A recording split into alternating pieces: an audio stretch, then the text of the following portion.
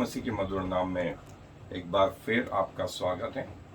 और एक महत्वपूर्ण विषय पर जो है हम आने वाले दिनों में अपनी स्टडी करेंगे, जो हमारे पवित्र आत्मा से संबंधित ही है।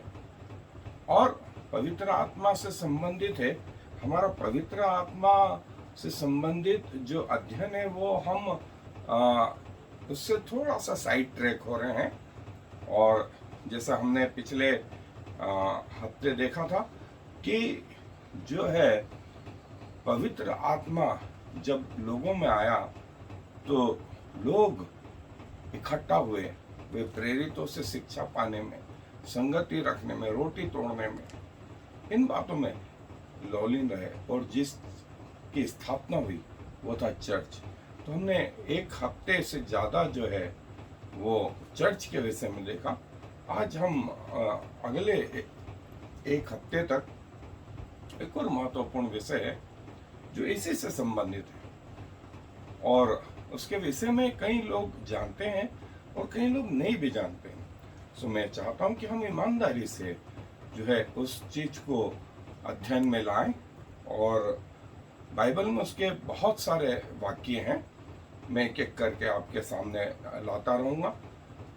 लेकिन मैं आपको आज जो है ये बताना चाहता हूँ कि जैसे ही आपने प्रभु यीशु मसीह को अपना उद्धारकर्ता ग्रहण किया तो क्या हुआ। तो करीब 30 परिवर्तन आप में आ जाते हैं। 30 परिवर्तन, स्वर्ग से लगा करके पृथ्वी तक आपके नाम स्वर्ग में लिखे गए। आप परमेश्वर के संतान कहलाने लगे, आप राजपुत्र हो गए, आप जो है परमेश्वर के वारिस हो गए, आप प्रभु यीशु मसीह के छोटे भाई हो गए, आप प्रभु यीशु मसीह के दोस्त हो गए। और पवित्र आत्मा आपको एडवांस में दिया गया, स्वर्गीय जीवन आपका है। अब जो मैंने बात कही इसको थोड़ा सा और समझें कि जब परमेश्वर ने आदम को बनाया तो उसको 3 हिस्से में बनाया। पहला हिस्सा था शरीर, दूसरा हिस्सा था प्राण। प्राण किसी भी मनुष्य के लहू में रहते हैं, और जानवरों में भी जो है उनके लहू में प्राण रहते हैं, उनके लहू में प्राण रहते हैं। और उनका प्रत्येक जानवर का अपना शरीर है। सो 2 चीज सारे प्राणियों में, इवन पेड़ों में भी जीवन है। पेड़ों में भी जीवन, उनकी पत्तियों में भी जीवन है, उनमें ग्रोथ होती है, उनमें रिप्रोडक्शन होता है, उनमें बहुत सारी चीजें होती है, लोकोमोटिव होते हैं। और जो है जब अपराध हुआ तो परमेश्वर ने अपना आत्मा जो है मनुष्य से दूर कर लिया। और ये आत्मा जो है इसके बगैर मनुष्य जानवरों जैसे ही हो गया, जानवरों जैसा हो गया। लेकिन जब प्रभु यीशु मसीह जी उठे तो उन्होंने यही पवित्र आत्मा फिर से चेलों के ऊपर फूका और ये कहा, लो पवित्र आत्मा, ये लो पवित्र आत्मा, जिसको आदम ने जो है लॉस कर दिया था, खो दिया था, मैं तुम्हें फिर से देता हूं। और देखें, जैसे आप प्रभु को ग्रहण करते हैं, ये पवित्र आत्मा आपको परमेश्वर की ओर से दान में दिया जाता है, एडवांस स्वर्गीय जीवन का। जैसे आप किसी बिल्डिंग को खरीदने गए, आपने 10 लाख में उसको खरीदा और 1 लाख रुपए आज आपने उसको दे दिए। ये 1 लाख क्या है? इसको बोलते हैं बयाना, इसको बोलते हैं एडवांस। वो 10 लाख की बिल्डिंग आपकी हो गई है। वैसे ही स्वर्गीय जीवन आपका है, स्वयं परमेश्वर ने इसका कंफर्मेशन पवित्र आत्मा के द्वारा दे दिया। अब जो आपका शरीर है इसके अंदर पवित्र आत्मा आ गया। अब क्या हुआ? वो कंपार्टमेंट जो आत्मा का कंपार्टमेंट था वो खाली था, उसमें आत्मा आ गया। तो शरीर आत्मा का विरोध करता है, आत्मा शरीर का विरोध करती है। और एक व्यक्ति में आंतरिक रीति से एक प्रकार का युद्ध शुरू हो जाता है, एक लड़ाई शुरू हो जाती है। इसी को स्पिरिचुअल वार कहते हैं, इसी को आत्मिक युद्ध कहते हैं। और इसका वर्णन बाइबल में बहुत सारी जगह है। स्पिरिचुअल वार करके कोई शब्द नहीं आया, लेकिन कैसे होता है, क्या होता है, कहां कहां से होता है, वो सब आया है। सो एक एक करके हम उसका अध्ययन करेंगे। और मैं आज आपके लिए पढ़ रहा हूं रोमियो की पत्री 7वां अध्याय और उसकी 14 आयत से आगे के लिए। रोमियो की पत्री 7वां अध्याय पद 14 से आगे हमारा टॉपिक है स्पिरिचुअल वारफेयर, आत्मिक युद्ध। आत्मिक युद्ध। और ये कब हुआ? जब आपने प्रभु यीशु मसीह को ग्रहण किया। क्या इससे कोई बचा है, कोई व्यक्ति, कोई संस्था? तो उत्तर है नहीं। ये सबके साथ में, सबके साथ में, इससे कोई भी नहीं बचा है। और शरीर आत्मा के विरोध में और आत्मा शरीर के विरोध में काम करती है, और जिसका वर्णन बहुत सारी जगह, लेकिन मैं आपके लिए यहां से पढ़ रहा हूं। रोमियो के पत्र 7वां अध्याय पद 15 से 14 से मैं पढ़ रहा हूं। क्योंकि हम जानते हैं कि व्यवस्था तो आत्मिक है, परंतु मैं शारीरिक और पाप के हाथ बिका हुआ हूं, और जो मैं करता हूं उसको नहीं जानता, और जो मैं चाहता हूं वह नहीं किया करता, परंतु जिससे मुझे घृणा आती है वही करता हूं। और यदि जो मैं नहीं चाहता वही करता हूं, तो मैं मान लेता हूं कि व्यवस्था भली है। तो ऐसी दशा में उसका करने वाला मैं नहीं, वरन पाप है जो मुझ में बसा हुआ है। क्योंकि मैं जानता हूं कि मुझ में और मेरे शरीर में कोई अच्छी वस्तु वास नहीं करती। इच्छा तो मुझ में है, परंतु भले काम मुझसे मन नहीं पड़ते। क्योंकि जिस अच्छे काम की मैं इच्छा करता हूं वह तो नहीं करता, परंतु जिस बुराई की इच्छा नहीं करता वही क्या करता हूं। परंतु यदि मैं वही करता हूं जिसकी इच्छा नहीं करता, तो उसके करने वाला मैं न रहा, परंतु पाप जो मुझ में बसा हुआ है। सो मैं यह व्यवस्था पाता हूं कि जब भलाई करने की इच्छा करता हूं तो बुराई मेरे पास आती है। क्योंकि मैं भीतरी मनुष्य से तो परमेश्वर की व्यवस्था से बहुत प्रसन्न रहता हूं, परंतु मुझे अपने अंगों में दूसरे प्रकार की व्यवस्था दिखाई पड़ती, जो मेरी बुद्धि की व्यवस्था से लड़ती है और मुझे पाप की व्यवस्था की बंधन में डालती है, जो मेरे अंगों में। मैं कैसा अभागा मनुष्य, मुझे इस मृत्यु के देह से कौन छुड़ाएगा। मैं अपने प्रभु यीशु मसीह के द्वारा परमेश्वर का धन्यवाद करता हूं। निदान में आप बुद्धि से तो परमेश्वर की व्यवस्था से, परंतु शरीर से पाप की व्यवस्था का सेवन करता हूं। सो पवित्र आत्मा अंदर आने के बावजूद एक मनुष्य में संघर्ष शुरू हो गया और पाप उसमें बना हुआ है। तो क्या पाप और परमेश्वर का आत्मा जो है अलग अलग कंपार्टमेंट में है और एक मनुष्य में रह सकते हैं? तो उत्तर है ऐसा ही हो रहा है।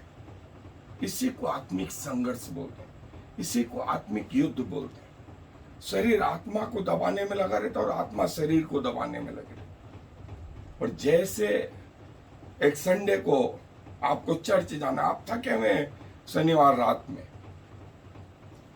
आत्मा बोलता नहीं प्रभु की आराधना करेंगे फिर सो जाएंगे। शरीर बोलता अरे थके हुए कहां देखेंगे, अगले संडे फिर देखेंगे। लेकिन यदि आप उठ करके चले गए तो आपने आत्मा से शरीर पर क्या करा?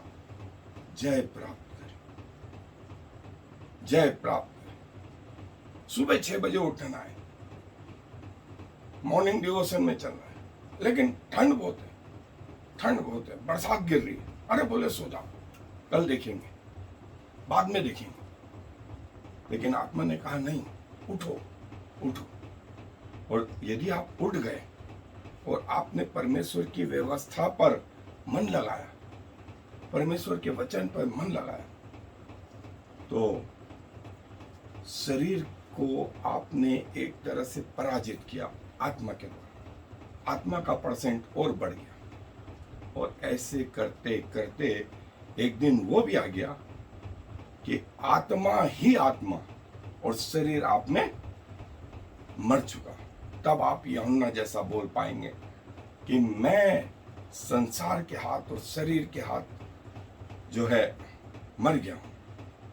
पौलुस बोलता है, मैं अपने शरीर को मारता कूटता और वश में रखता हूं, कहीं ऐसा ना हो कि औरों को प्रचार करो और खुद अयोग्य प्रमाणित हो। सो शरीर आत्मा के विरोध में, संसार आत्मा के विरोध में।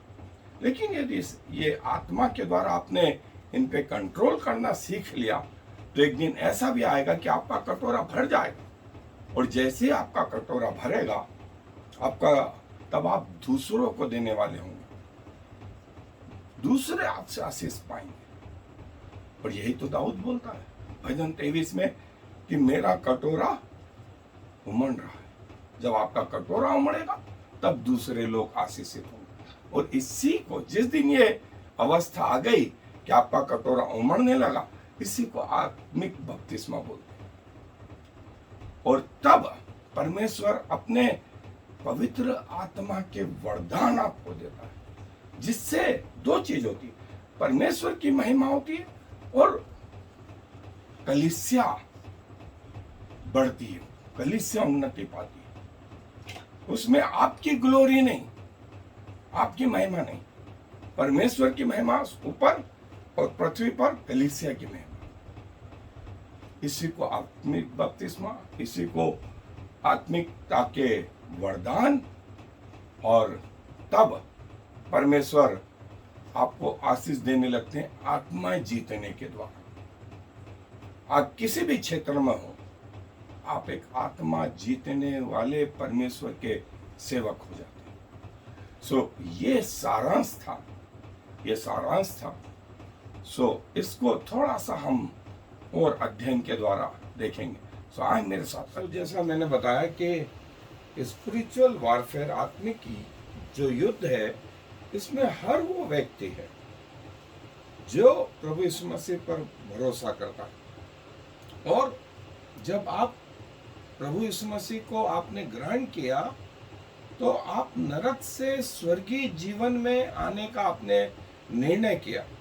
और एक व्यक्ति इस निर्णय से बहुत ज्यादा खफा रहा, वो शैतान रहा। और शैतान ने अपनी सारी फोर्स ऐसे व्यक्ति के लिए लगा दी, और जो नरक से स्वर्गीय जीवन में गया, अब वो आपके जीवन भर आपके लिए जो है आपसे युद्ध करने में लगा रहता है।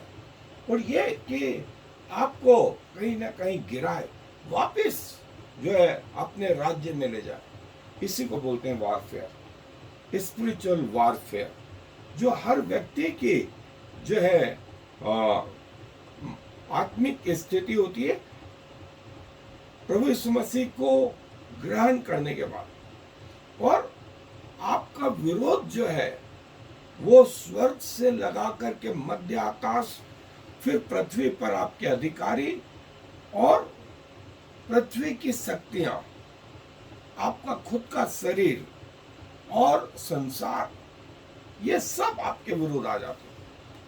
और एक चीज आपको लगती है होगी कि क्या मैं अकेला हूं, तो मैं आपको बता दूं कि ये आत्मिक युद्ध परमेश्वर का है। और परमेश्वर आपको ना अकेला छोड़ते हैं, ना आपको त्यागते हैं।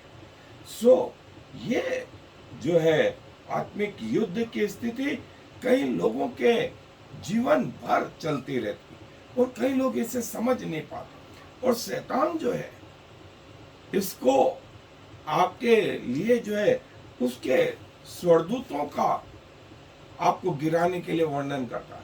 मध्य आकाश में जो है उन अशुद्ध आत्माओं का, भूत और जो है अन्य जिसको सिद्धि बोलते हैं, उनका उपयोग करता है। और पृथ्वी पर वो अपने लोगों का उपयोग करता है। मतलब जो आपका विरोध है वो स्वर्ग से लगा करके पृथ्वी तक, फिर आपका अपना शरीर, आपका संसार, आपकी आंख, आपका मन आपके विरोध में काम करने लगता है। और ये जो है सब आपके विरोध में, इसका वर्णन जो है बाइबल में सुसमाचार में भी आया, प्रभु यीशु मसीह के समय के पहले भी, पुराने नियम में भी इसका वर्णन मिलता है, और नए नियम में भी प्रभु यीशु मसीह के समय, कलीसिया के समय, और आज तक जो है इसका जो है वर्णन मिलता रहता है। और आत्मा शरीर के विरोध में और शरीर आत्मा के विरोध में काम करती रहती है। और ये स्थिति जो है जब तक प्रभु ना आएंगे और प्रभु का राज्य स्थापित नहीं होगा, प्रत्येक व्यक्ति के साथ जुड़ी हुई। सो इसको हम डिटेल में इसीलिए ले रहे हैं ताकि सारे विश्वासी भाई बहनों को ये सब समझ में आ जाए। और अंत में प्रकाशित वाक्य के 12वें अध्याय में आया है कि स्वर्ग में जो है युद्ध हुआ और मिकाएल और उसके दूत, परमेश्वर के दूत, शैतान और उसके दूतों से लड़ने को निकले, और शैतान और उसके दूतों को पराजित कर उन्हें पृथ्वी पर गिरा दिया गया। और जैसा ये युद्ध तब आरंभ हुआ जब आपने प्रभु यीशु मसीह को उद्धारकर्ता के रूप में ग्रहण करा। इसके पहले तो आप शैतान के राज्य में थे ही, आपके मार्ग नरक की ओर ही जा रहे थे, लेकिन ये निर्णय करने के कारण शैतान आपके विरुद्ध आ गया। और जो है उसके बाद जब आपने प्रभु को ग्रहण करा तो ऑटोमेटिक एक शक्ति जो है, एक पूरा वर्ग आपके विरोध में आ गया। और जो है प्रभु यीशु मसीह जो है आपको लड़ने के लिए ये पवित्र आत्मा देते हैं, ये पवित्र आत्मा देते हैं। आपकी आरंभिक स्थिति आत्मिक रीति से एक बच्चे के समान, एक बालक के समान, एक जवान के समान, पिता के समान, जैसा पहला यूहन्ना 2 अध्याय 12 से 14 आयत में आया है।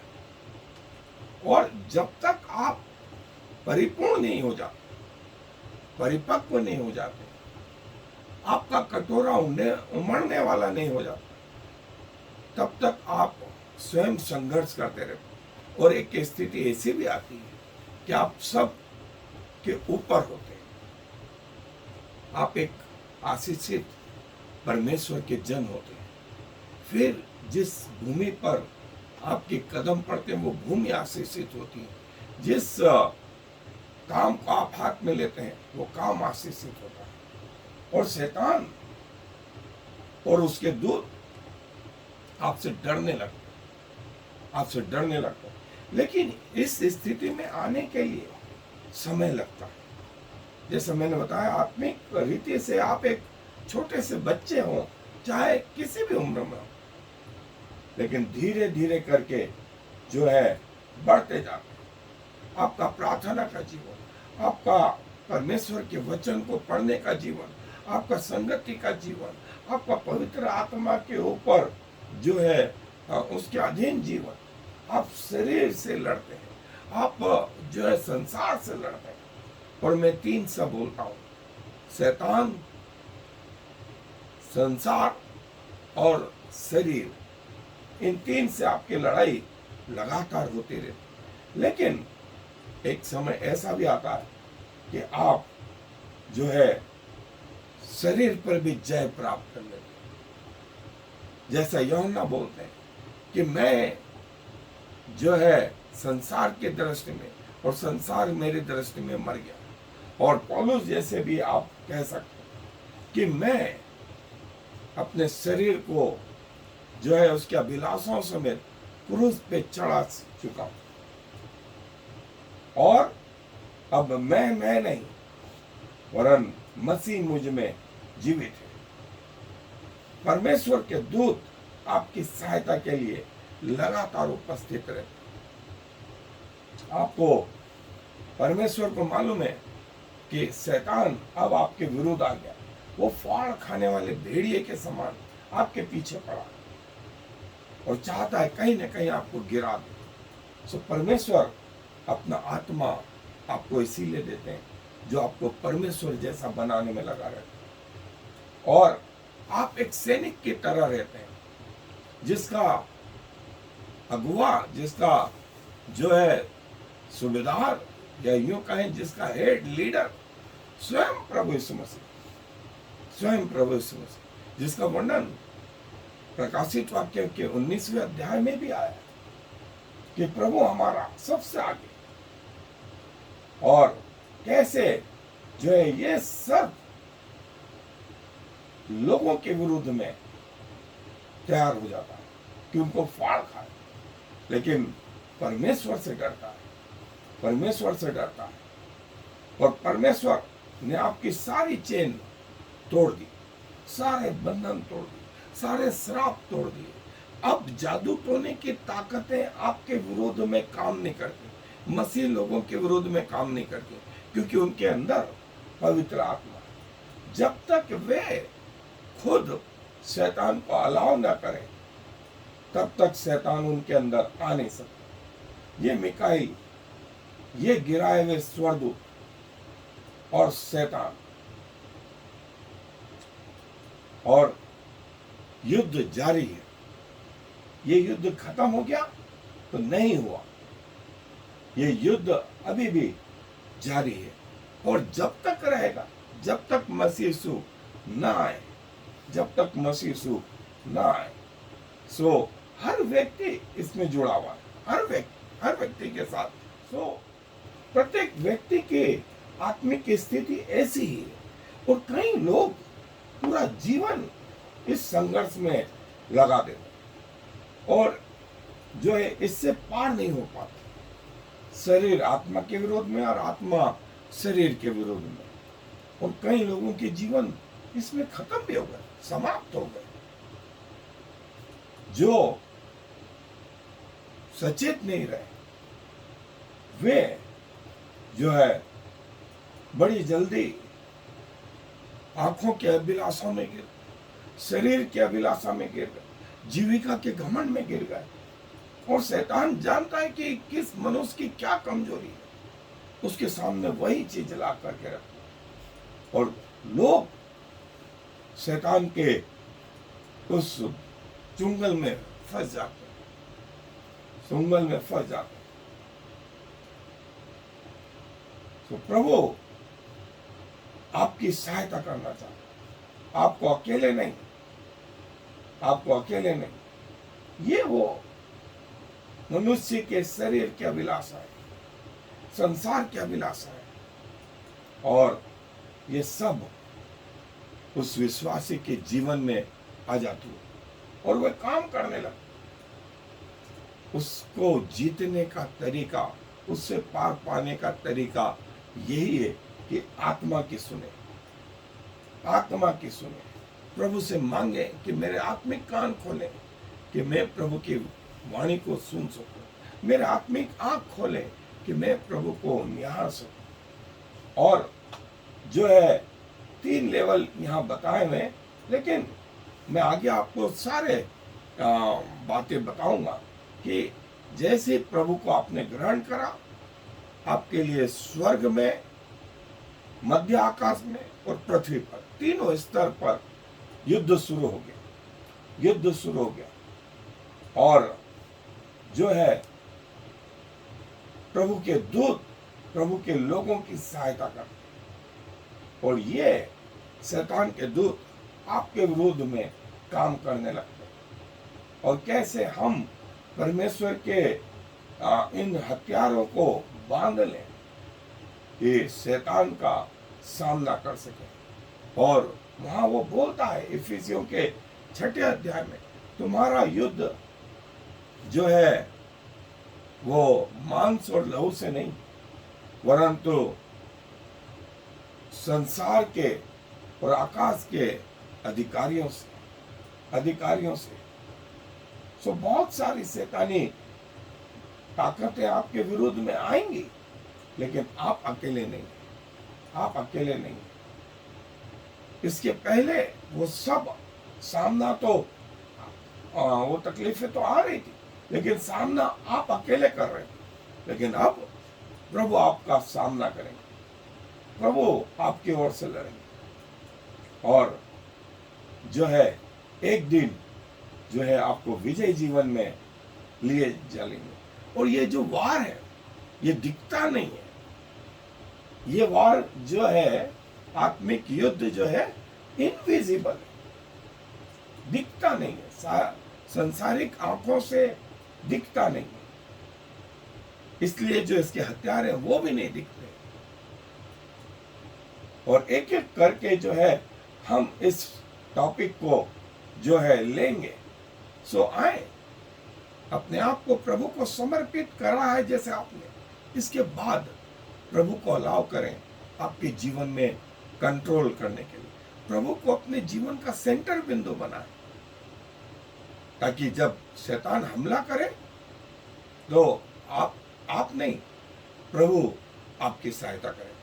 आए दुआ में अपने सर। प्रभु जी धन्यवाद देते हैं कि आप हमें इस संसार में अकेला नहीं छोड़ते हैं, वरन आप 24 घंटे 7 दिन प्रति पल प्रति क्षण आत्मा के रूप में हमारे अंदर बस गए, हमारे साथ संगति करते हैं, हमारे साथ सहभागिता करते हैं। प्रभु हम भी अपने आप को आपको इस रीति से समर्पित करते हैं कि जब भी शैतान वो भी जो हमारे विरुद्ध में कार्य करता है, हम आपके क्रूस के साए के पीछे अपने आप को छिपाते हैं, ताकि जो कुछ हम तक आए वो क्रूस से फिल्टर होकर आए, वो आपसे फिल्टर होकर हम तक आए। और जो हमसे निकले, चाहे हमारा बोलना, चाहे हमारा देखना, चाहे हमारा सुनना, वो क्रूस से फिल्टर होकर के बाहर निकले।